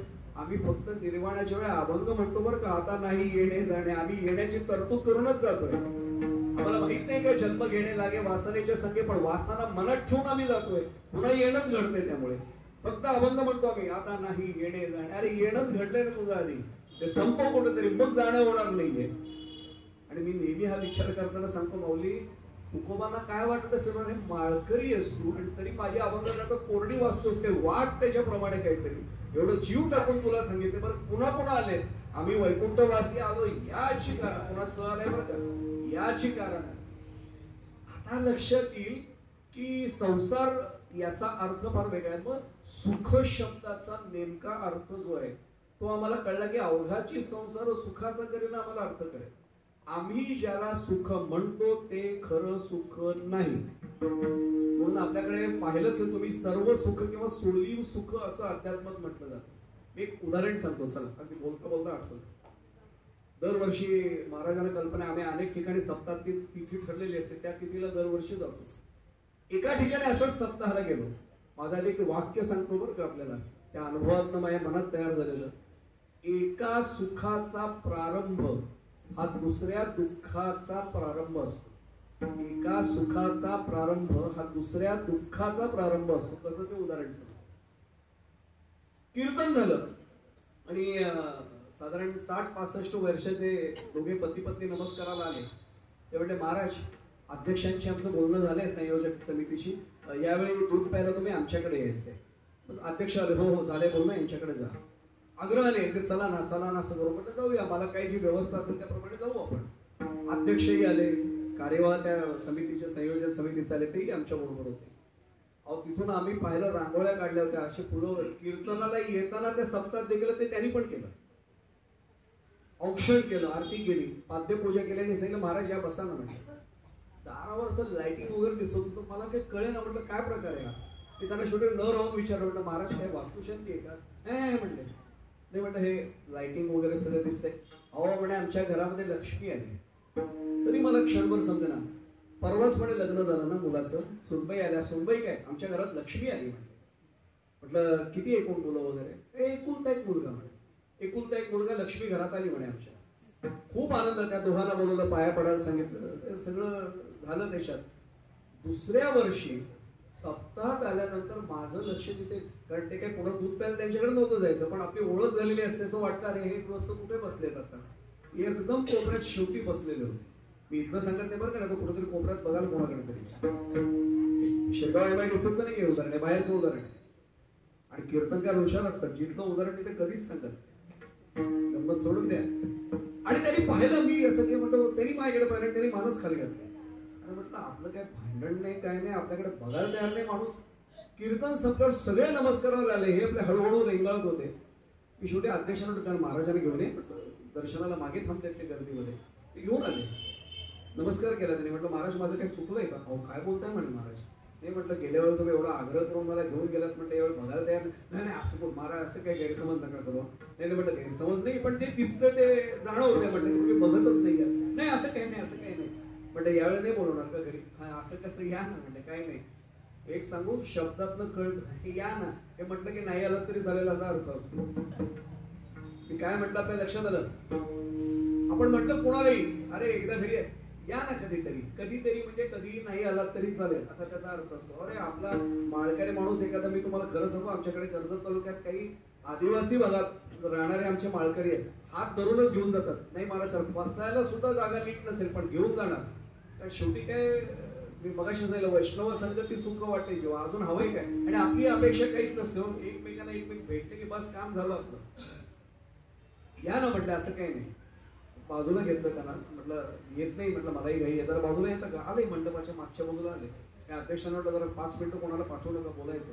बोला ना म्हटलं. महाराज खरं खरं सांगायचं, मला पांडुरंगाची आणि माऊलींची शपथ. अरे असं नका बोलू म्हटलं तुम्ही बोलायलाच तयार नाही. काय झालं नेमकं माझं? अहो नाही नाही असं काही बोलू नका म्हणजे, मनात पण आणू नका, तुमचं काहीच नाही चुकलं. म्हटलं झालं काय? काय होणार म्हणले महाराज, जे अपेक्षित नाही तेच झालं. म्हणजे म्हटलं अहो म्हणजे देवाने एकुलता एक मुलगा दिला होता, दिलाच नसता, निपुत्रित ठेवलं असतं तरी बरं झालं असतं. मला इथे काळजात काय झालं असेल तुम्ही फक्त विचार करा. तो समोरचा माणूस समजा निपुत्रिक राहिलो असतो तरी बरं झालं असतं, नसतं दिला मुलगा तर बरं झालं असतं. म्हटलं काय झालं नेमकं? अहो काय नाही म्हणजे, एकुलता एक मुलगा, आम्ही आनंदात होतो, लक्ष्मी आली असं वाटलं होतं. आम्ही रूप पाहिलं, स्वरूप 2 महिन्यांनी कळलं. काय वाक्य बघा, रूप पाहिलं होतं, स्वरूप कळलं. स्वरूप म्हणजे कळलं आतलं जे असतं ते. अहो म्हणे मी चहा पितो, मी तर शेतकरी आहे म्हणे, तुम्हालाही माहिती आमच्या गावात सगळे आम्ही शेतकरी. मला बशीतनं चहा प्यायची सवय, ती पहिली मला वाईट आली. 2 महिने काही बोलली नाही. म्हणजे बाबा कुठल्या जमान्यात वावरत आहे, बशीतनं काय चहा पित आहे? पुढे जाण्यापुढे सांगू, पंडित नेहरूंना हा क्रोश्चेवनी प्रश्न विचारला होता. रशियात गेल्यानंतर नेहरूंनी सवयीने असं ते बशीत होतला चहा. त्यांच्याकडे सगळे असं वेस्टर्न कंट्रीज मध्ये माहिती असा चहा प्यायची सवय. त्यांनी नेहरूंनी सवयी होतं. क्रोश्चेव हसले, ही जस्ट सिम्पली लाफ. आणि त्याने एवढं विचारलं, बशीतनं चहा पित आहे? नेहरू हसले. ते म्हटलं हो आम्हाला सवय भारतीयांना. बशीतनं काय चहा पितात? ते म्हटलं आम्हाला संस्कारच असा आहे, अतिथी देवो भव. थोडासा चहा अर्धा होतो ना, अर्धा रिकाम असतो. कोणी तेवढं मित्र आला, अरे घ्या ना महाराज चहा घ्या. तुमच्याकडे म्हणजे पद्धत वेगळी, तुम्ही थेट तोंडालाच कप लावता. अरे 2 मिनिटं आधी आला असतं तर चहा दिला असतं. आमच्याकडे देतो, देण्याची सवय असते म्हणून जेवतो. तिने म्हणे माझ्यावर वैतागायला सुरुवात केली. काय तुम्ही बशीतनं चहा पिता, कुठल्या जमान्यात वावरताय? आणि पिता तर पिताय म्हणे बशीतनी, तोंडाने फुर फुर आवाज करत म्हणे तू पिताय. तुम्ही केवढे गावठी आहात तुम्ही. 2 महिने काही तिला जाणवलं नाही, आता जाणवायला गावठी आहात म्हणले तुम्ही. म्हणजे मला ते दात घासल्यानंतर, आता ग्रामीण भागात आपल्याला अजूनही सवय त्याचा असा आवाज येतो, ती त्याच्यावर वैतागली. तुमच्या समोर ना नातेवाईकांना माझ्या आणायलाच नको, कुठल्या गावठी जमान्यातल्या सगळं बोलायला सुरुवात केली. आणि तिने नंतर माझ्या मुलाला एकदाच सांगितलं, एकदा आई बाबा या घरात राहतील तर मी राहील. आता माझा मुलगा म्हणे हुशार, त्याने सांगितलं आई बाबांचे 60 ओलांडून गेले, अजून किती वर्ष राहतील काय माहिती, हिच्याबरोबर संसार करायचा आहे. आई बाबांना सांगितलं, आई बाबा मधनं भेटायला येईल. तो आता भेटायलाही येत नाही, वर्षभरात फक्त गणपतीला एकदा वेळी येतो. मनी ऑर्डरने पैसे पाठवतो. ते म्हणतात आणि अक्षरशः तुम्हाला गादीवर आहे, त्या माणसाच्या डोळ्यातलं पाणी मी विसरणार नाही. त्याने सांगितलं महाराज आम्हाला पैसे नको तो मुलाचे, पण आठवड्यात नाही एकदा तरी त्यांनी भेटून फक्त विचारा बाबा कसे आहात, आई कशी आहेस, एवढंच विचारू. आम्हाला पैसे नको, तो उपाशी मरू आम्ही चालेल, पण प्रेमाचे 4 शब्द कुठलं विकत आणू म्हणले आम्ही. काय प्रश्न असेल विचार करा. गेल्या वर्षी सुखाचा प्रारंभ होता ना, पण तोच पुढच्या दुःखाचा प्रारंभ ठरला की नाही बघा. मी काय म्हटलं आता लक्षात घे, आम्ही ज्याला सुख मानतो ते खरं सुख नसतंच, ते फसवय सगळं. एक भाग. दुसरी महत्वाची गोष्ट, मग सुख कुठे नेमकं? संतांना सुख दिसलं. आपल्याला सर्वांना कल्पना आहे, संतांचं वचन सांगतो, पंढरीसी जावे रूप ते पहावे विटेवारी, म्हणजे सर्व सुख घ्यावे रूप ते पहावे विटेवारी.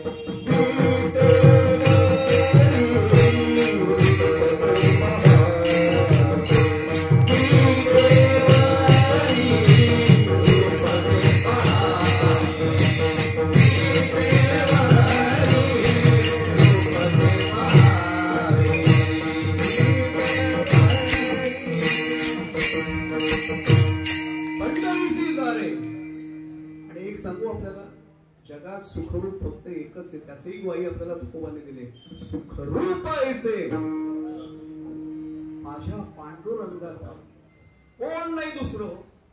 आणि किती जणांची उदाहरणं सांगतो आपण. ते रुपावलीचा अभंग म्हणतो, सर्व सुखाचे आगर बाप रखुमा देवीवर, किंवा सर्व सुखाचे आगर म्हणे नरहरी सोनार, सर्व सुखाचे आगर जनी म्हणे शारंगधर. तेच सुखाचं आगर आहे. आणि जिथे आहे तिथं सुख मिळतं. त्यामुळे सुख आम्ही संसारात शोधतो तिथे आमची गडबड. ज्या 9व्या अध्यायाचा मगाशी उल्लेख केला होता ना, पहिल्या ओळीत काय माऊलींनी प्रतिज्ञाच केली, ती पण काय म्हटले होते, तरी अवधान ऐकले तिचे मग सर्व सुखासी पात्र होईजे, हे प्रतिज्ञोत्तर माझे उघड ऐका. याच 9व्या अध्यायात पुढे थोडं जा, 501 क्रमांकाची ओवी काढा. माऊलींनीच म्हटले त्याच अध्यायामध्ये, गंमत म्हणजे जिथे सर्व सुखाचे पात्र होईजे म्हटले, त्यात 500 क्रमांकाच्या ओवीत म्हटले, म्हणून मृत्युलोकी सुखाची कहाणी ऐकिसेल तवणाचा श्रवणी, कैची सुख निद्रा अंथरुणी गळाच्या. अरे माऊली, तुम्ही आधी म्हणताय सुरुवातीला की सर्व सुखाचे पात्र होईजे, आणि 501 क्रमांकाच्या ओळीत म्हणताय म्हणून मृत्युलोकी सुखाची कहाणी ऐकिसेल तवणाचा श्रवणी. काय गडबड आहे? ही गडबड कळली की माऊलींचा हा अभंग आपोआप कळेल. आमची चूक अशी होते, जिथे नाहीये ती गोष्ट आम्ही तिथे शोधतो. माझी समजा किल्ली हरवली, जिथे शोधायला पाहिजे ती ठिकाण सोडून मी नको तिथे शोधत बसलो, किल्ली सापडणारच नाही. तेच आमचं सुखाच्या बाबतीत झालं. जिथे सुख नाही तिथेच आम्ही शोधतोय. आणि हे मी नाही म्हणत आहे, माऊलींचा हाच 9वा अध्याय, हे 500 क्रमांक 24 498 पासून ओव्या बघायला घ्या मागच्या. घरी गेल्यावर खरंच ज्ञानेश्वरी उघडून बघा. माऊलींनी इतकं सुरेख दृष्टांत दिलाय. अगा विषाचे कांदे वाटुनी, जो का रस घेईजे पिळुनी, तया नाम अमृत ठेवणी जैसे अमर होणी. काय माऊलींनी दृष्टांत दिल्यावर विषाचा कांदा घेतला. कांदा म्हणजे कंद, तो किती धुवा. एक सांगू आपल्याला, आपल्याकडे मराठीत म्हणतात, कारलं साखरेत नोळवा तुपात घोळवा, कडू ते कडूच. हा विषाचा कांदा खूप धुतला, गंगा जलात नेऊन धुतला. त्याचा परिणाम विषारी असेल का अमृतमय असेल? विषारीच राहणार आहे. पण माऊली म्हणतात, अगा विषाचे कांदे वाटून जो का रस घेईजे पिळून, त्या रस घेतला नाही एका पेल्यामध्ये, हल्लीच्या भाषेत ग्लासमध्ये, तया नाम अमृत ठेवणी जैसे अमर होणे. मी त्या ग्लासला लेबल लावलं अमृत. ते अमृत होणार आहे का मी लेबल लावल्यामुळे? मी त्याचंही उदाहरण सहज देतो. आम्हाला कीर्तनाच्या निमित्ताने अनेक नमुने डोक्यात बसतात चांगले. एका घरामध्ये असंच केलं होतं. आणि एक सांगू, महाराज कीर्तनकारांना येणारा हमखास प्रश्न असतो, महाराज साखर नेहमी सारखी का कमी? आणि 99% कीर्तनकार म्हणतात कमी टाका किंवा नसली तरी चालेल. माऊलींच्या कृपेने मी नेहमी सांगतो 2 चमचे जास्त असले तरी चालते, काय काळजी करू नका. पण आपल्याला येतो तो प्रश्न. त्या माऊलींनी विचारलं, असंच 70-75 वर्षाच्या आजी होत्या. मला म्हणल्या, महाराज साखर, म्हटलं 2 चमचे जास्त असली तरी चालेल. आणि आम्ही बोलत होतो, त्यांनी डबा काढला फळीवर, एकट्याच आजी होत्या घरात. आणि तो डबा काढल्यावर मी जरा उठलो तिथनं. त्या अध्यक्षाने विचारलं, काय झालं महाराज? म्हटलं थांबा जरा.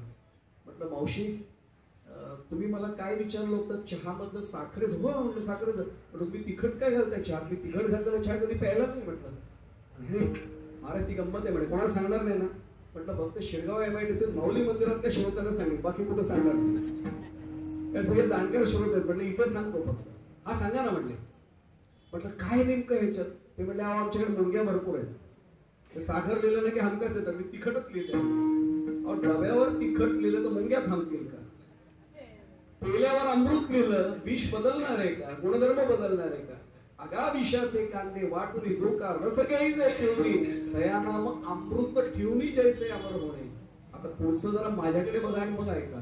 हे विषयांचे जे सुख, ते केवळ परम दुःख, परिकाय की जे, मी आपल्याला म्हणत नाही, माझ्याकडे बघतो, परिकाय की जे मूर्ख न सेविता न सरे. माऊली म्हणतात, माऊली एरवी परखड बोलत नाही ना. साचा आणि मवाळ, विपुले आणि रसाळ शब्द जैसे कल्लोळ, अमृताची माऊलींची भाषा. माऊली परखड बोललेत. अरे किती वेळा मूर्खानं तुम्हाला सांगायचं की विषाचे कांदे वाटल्यानंतर विषच येणार आहे, ते अमरत्व देणारं अमृत होऊ शकत नाही. पण आम्हाला ते कळत नाही म्हणून माऊली वैतागल्या. आता मला सांगा, ज्या संसारामध्ये सुखच ठेवलेलं नाहीये, कितीतरी प्रमाण येतो संसार कसा आहे हो? तो दुःखामुळे. सहूकडे कोण आहेत? इंगळे विश्रांती नाही कोठे, रात्रंदिवस तळमळ तळमळ. आणि तळमळचा अर्थ मला अनेकदा कळत नाही. तळात मळ साठलाय म्हणून तळमळ. सोपा अर्थ आहे, तळात आमच्या मळच साठलाय विषयांचा म्हणून तळमळ लागली. आता लक्षात येईल की हा संसार दुःख बांधवडी आहे, दुःख बांधवडी हा संसार. आणि तरी त्याच्यात आम्ही सुख शोधतोय. अहो जिथे नाहीये तिथे शोधलं तर कसा संसार सुखाचा होऊच शकत नाही.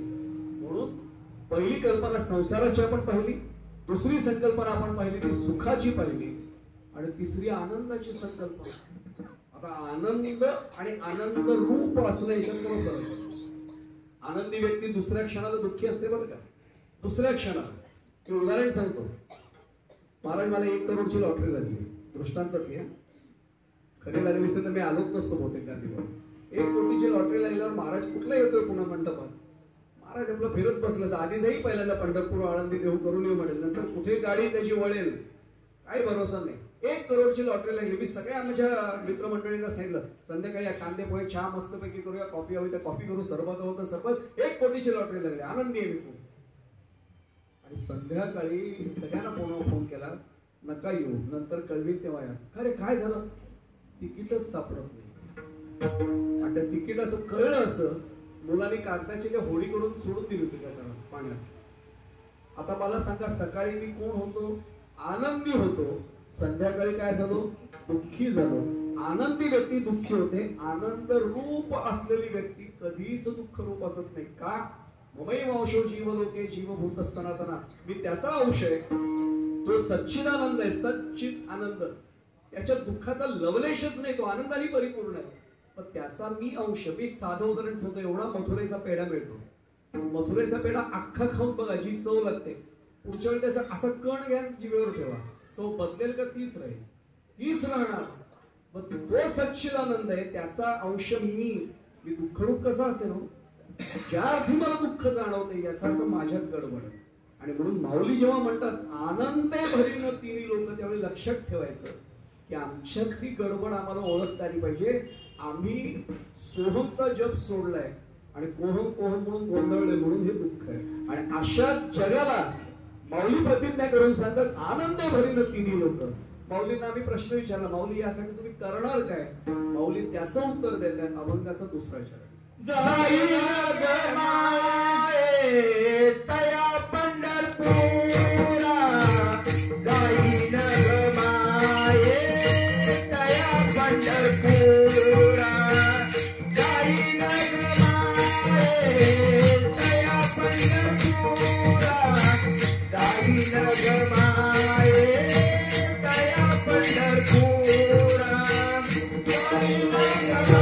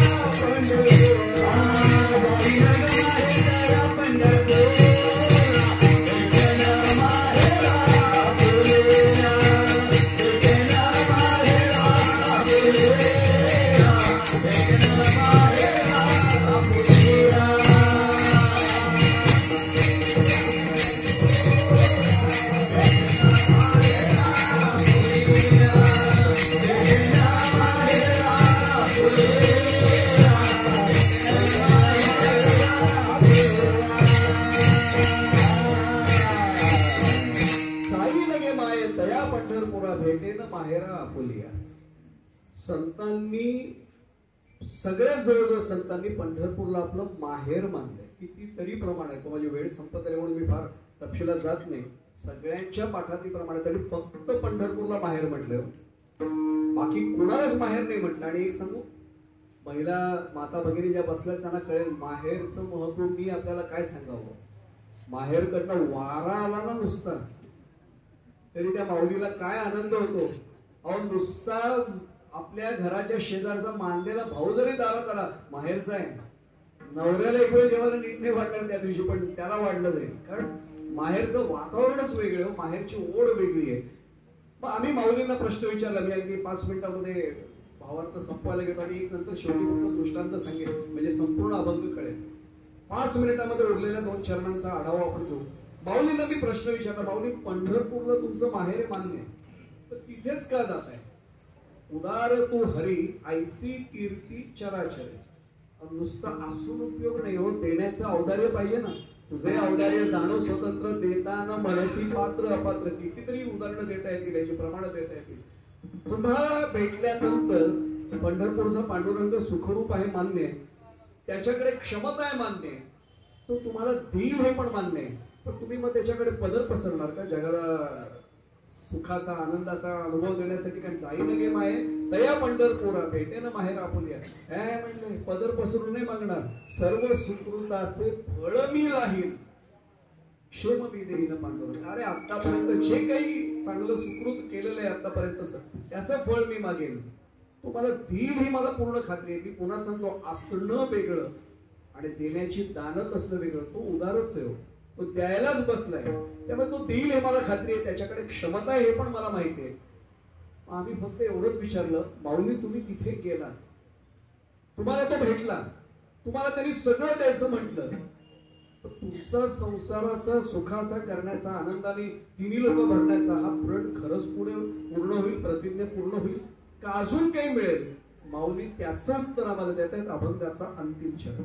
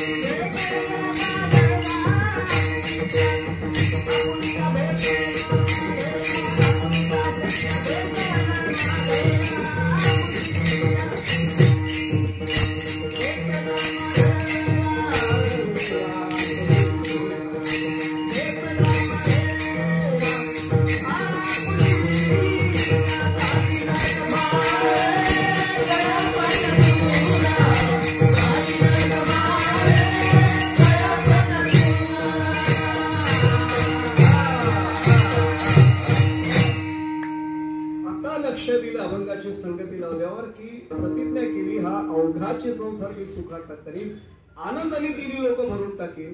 त्यासाठी मी पंढरपूरला जाईन, ते माझं माहेर आहे. तिथे गेल्यानंतर तो सुखरूप आहे, त्याचा औदार्य आहे, त्यामुळे तो मला निश्चितपणाने माझ्या सर्व सुकृताचं फळ देईल. आणि मग हे घडल्यानंतर तो नुसतं थांबणार नाही, मी जेव्हा त्याला मिठी मारेन, क्षेममी देईन पांडुरंगा. आणि एक सांगू आपल्याला, माऊलींनी त्याचाही आता वेळ कमी म्हणून मी बोलत नाही त्याच्यावर, माऊलींचा अभंग काढून पास. सहसा संत आपली आध्यात्मिक अनुभूती सांगत नाहीत, पण माऊलींनी सांगितले, पांडुरंग कांती दिव्य तेज झळकती रत्न किळ फाकती प्रभा. अभंग काढा. क्षेम देऊ गेले तरी मीची मी एकले, उभाची स्वयंभू दिसे, और समोर की पाठी मोरा न कळे, थकची पडिले कैसे. कळलंच नाही तो कुठे नेमका, कारण आता लक्षात येईल, आपले समसाठी करून ठेवला, म्हणजे त्यांनी मला त्याच्यासारखंच कर केलं. म्हणून तर त्यालाही प्रमाण आहे, देव म्हणे नाम्या पाहे ज्ञान देव हीच आहे. आता याचा संगती बरोबर लागली. या अभंगाचा सगळा भावार्थ लक्षात ठेवण्यासाठी फक्त एक दृष्टांत भावार्थ संपल्यानंतर ठेवतो. तोपर्यंत 2 मिनिटं आपण भजन करूया.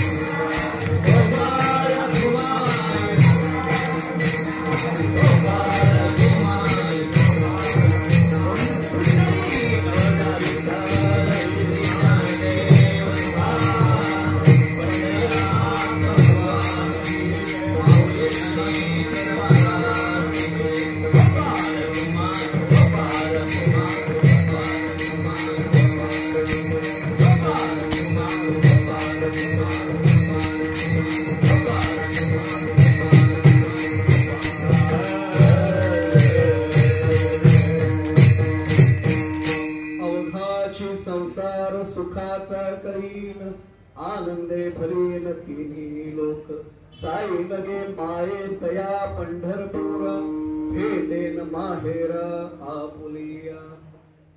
हे सगळं करत असताना, चिंतन करत असताना माझ्या मनात एक प्रश्न तो आपल्या समोर ठेवतो.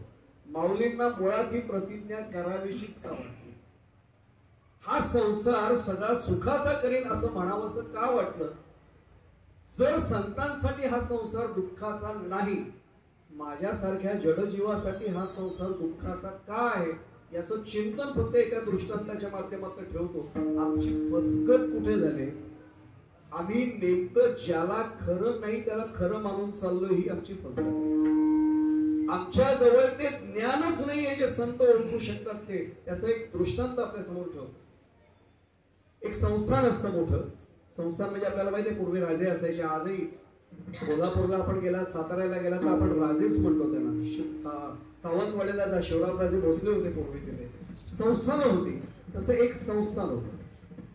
संस्थान खालसा झालं म्हणजे संस्थान संपलं सगळं. पण संस्थानिकांचा आब आजही काय? आजही त्यांना राजे म्हणतात, राणी सरकार म्हणतात, मुनीमजी म्हणतात त्यांच्याकडच्या दिवाणजींना. पण संस्थान खालचं झाल्यामुळे सगळी श्रीमंती तेवढी नाही राहिली आता पूर्वीसारखी. हे जे मी आता दृष्टांतातलं संस्थान सांगतोय त्याच्यात दुर्दैवाने त्यांना अपत्य नसतं. कन्या पुत्र कोणी नाही, दोघेच असतात. दोघांचं वय आता 60-65च्या पुढचं. आणि मुनीमजी त्यांच्यापेक्षा थोडे पुढचे वयाचे 75-76 वय असेल. आणि राणी सरकार जेव्हा या घरामध्ये आल्या लग्न होऊन, तेव्हा त्यांना बाबाच म्हणायला लागल्या. कारण त्या म्हणते, मी माझं माहेर सोडून आले पण आता माझे बाबा तुम्हीच. आणि त्यांनी मुलीसारखंच त्यांच्यावर प्रेम केलं. सगळं चांगलं होतं, पण फार श्रीमंती शिल्लक नाही, जगण्यापुरतं सगळं व्यवस्थित चाललं होतं. त्यावेळी अँबॅसेडर कार दारात उभी होती. हे सुद्धा जुन्या पिढीला कळेल बरं का. दारात फियाट किंवा अँबॅसेडर उभी असणं पूर्वी केवढं वैभव मानलं जायचं. अरे फियाट आहे, अँबॅसेडर आहे यांच्या दारात. ड्रायव्हरही होता. अँबॅसेडरनी फिरणं इतकं सगळं इंधनाचा खर्च होता. चांगल्या प्रकारचे कपडे होते, पण हातामध्ये फक्त सोन्याची एक बांगडी, एक पाटली पण नाही, बांगडी एक एक, कानातले कुड्या आणि मंगळसूत्र, सौभाग्य अलंकार, एवढं सोडलं तर राणी सरकारांकडे दागिने नव्हते. एक दिवशी लग्न पत्रिका हातात पडली. राणी सरकारने लग्न पत्रिका वाचली, खाली थोडी चेहरा पडला.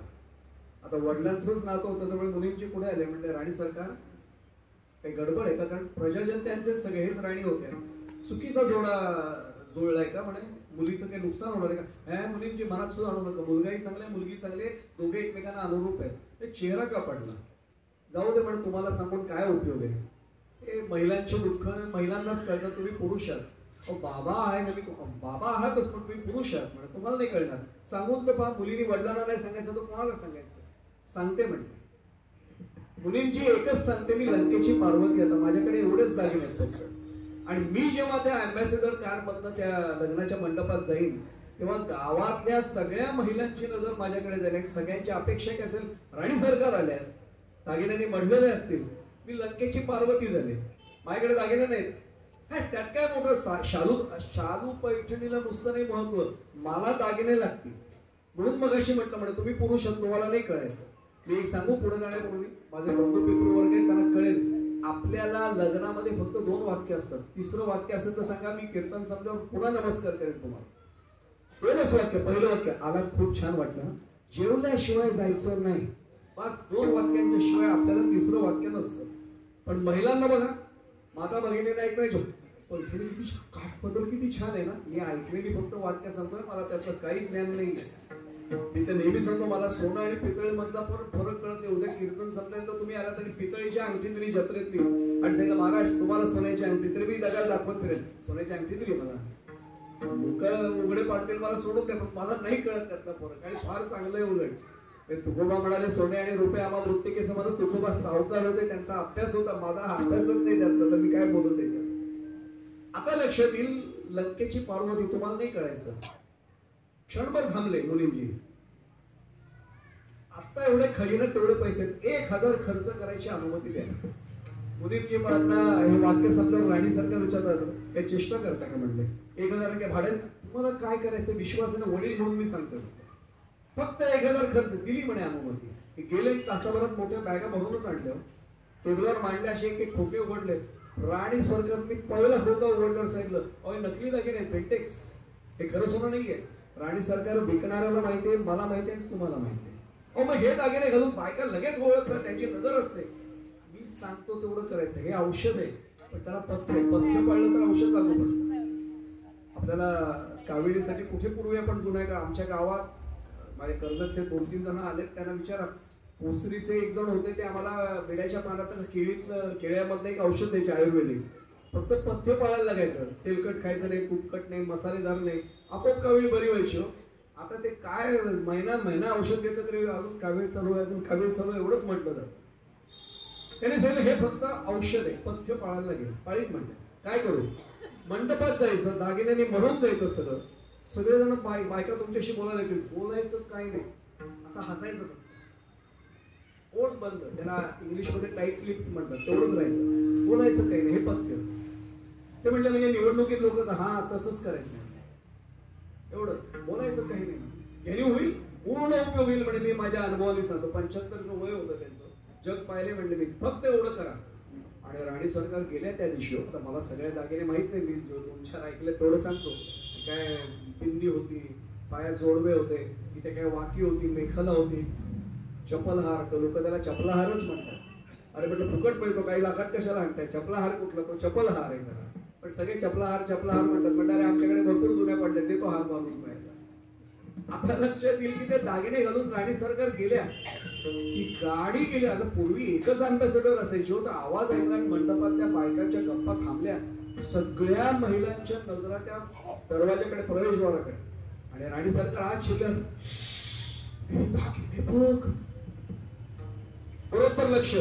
तुला सांगू काय ती वाकी, अगं 5-5 तोळ्याची वाकी आहे. मेखला मी तुला खात्री देऊन सांगते, 20 किंवा 25 तोळ्याची, केवढी जाड आहे ती.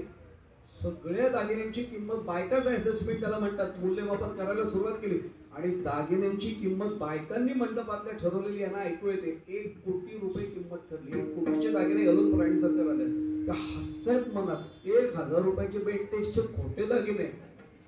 आणि बायका म्हणतात 1 कोटीचे दागिने, पण काही बोलले नाहीत. औषध ठरलं आणि पथ्य ठरलं, एवढंच केलं त्यांनी. राणी सरकार दागिने खूप छान, धन्यवाद पण नाही बोलायचं, म्हणजे एवढंच. ते गेलं, पाकिट दिलं, त्यांनी वधूपित्याने नमस्कार केला, वरप राणी सरकार येतो, शेवटी मान असतोच तो. राणी सरकार जेवायला, हा हे एकटेच घरी येत ना, त्यांचे वय झाले, मला राणी सरकार तुम्ही आलात हाच खूप आनंद आहे. दोघेही वधूवरांकडची मंडळी त्यांना पोचवायला.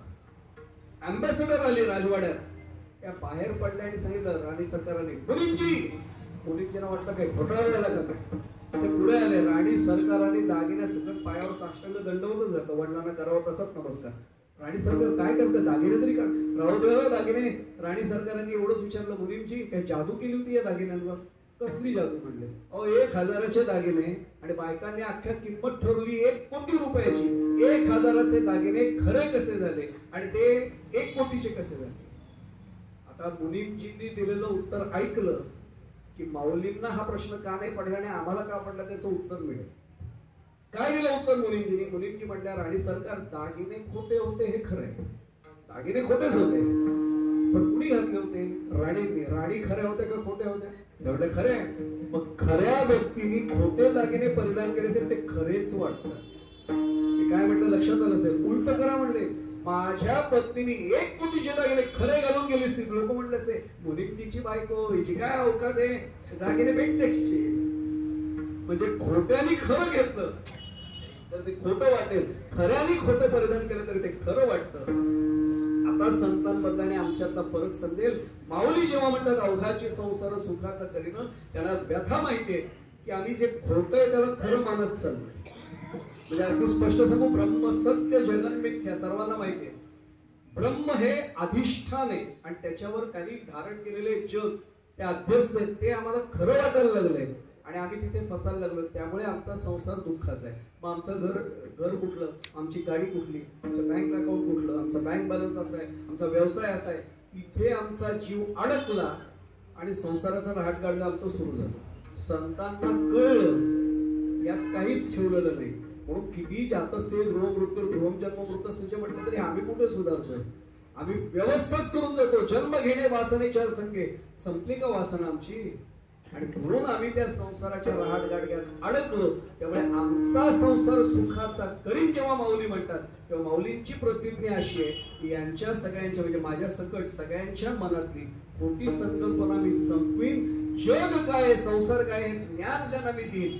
याला म्हणतात अवघाची संसार सुखाचा करीन. आज माऊलींच्या दरबारामध्ये माऊलींना मी प्रार्थना आपल्या सर्वांचा प्रतिनिधी म्हणून करतो. आम्हाला अजूनही अक्कल आमची ठिकाणावर आलेली नाही. या निमित्ताने, महाशिवरात्रीच्या निमित्ताने आमच्या डोक्यात थोडा प्रकाश टाका. या संसारावरचा लोभ आमचा कमी होऊ द्या, म्हणजे खऱ्या अर्थाने आमचाही संसार तुम्ही म्हटल्याप्रमाणे सुखाचा होईल. हे जग तिन्ही आनंदाने तुम्ही जे भरून म्हटलात ते भरलेलं राहील. हा आनंद आम्हाला मिळावा या महाशिवरात्रीच्या उत्सवाच्या निमित्ताने प्रार्थना त्यांच्या चरणाशी करतो. पाटील महाराज, आपल्याला काय सांगू, आपल्यामुळे पुन्हा पुन्हा मी सांगतो, या सगळ्यांचं दर्शन मला पुन्हा घडलं. त्यामुळे पुन्हा एकदा आपल्या चरणाशी नतमस्तक होतो. माझे सर्व साथकरी, गायनाचार्य टाळकरी, आमचे विणेकरी, आमचे मृदुंगमणी आणि आमचे हार्मोनियम वादक, या सगळ्यांच्या चरणी नतमस्तक होतो. आणि हो, आल्यावरच आमचं बोलणं बघितलंय. आणि आपण सर्व देवतुल्य मायबाप श्रोते, कृतीने शक्य नसेल तरी मनाने भावनेने आपल्या सर्वांच्या चरणी साष्टांग प्रणिपात करतो. एकच प्रार्थना माझी सांगता करताना, कृपावंत व्हा आणि आशीर्वादाचे दुनियात माझ्या मस्तकावर कायम ठेवा, ही प्रार्थना आपल्या चरणाशी ठेवतो. झालेली सेवा प्रत्यक्ष माऊलींच्या आणि भगवान महादेवांच्या, शंकरांच्या चरणावर समर्पित करतो. माझ्या सद्गुरूंच्या चरणावर समर्पित करतो. इथेच वाणीला पूर्णानंद देतो. ज्ञानेश्वर माऊली